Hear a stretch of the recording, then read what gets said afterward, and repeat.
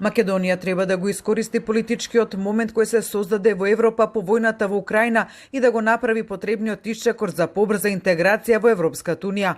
Сега е моментот да се направи пробив, велат во Брисел, каде сметаат дека отворена можност за земјава во моментов постои и треба да се искористи. Свесни се, како што велат, дека промената на уставот е емотивно прашање во Македонија, но истовремено и децидни дека обврската која земјава ја презела мора да се исполни. Нема алтернатива за уставните измени, договорот мора да се реализира. Е она што денеска на брифинг за македонските новинари го кажа официјални представници на Европската унија.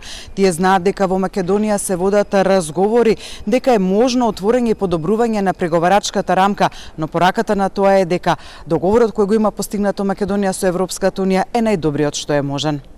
Официјалните представници на Унијата пред македонските новинари го повторија ставот дека промената на уставот е одлука која носи самата земја, а не Унијата, но напоменуваат дека одблиску следат што се случува по тоа прашање во земјава.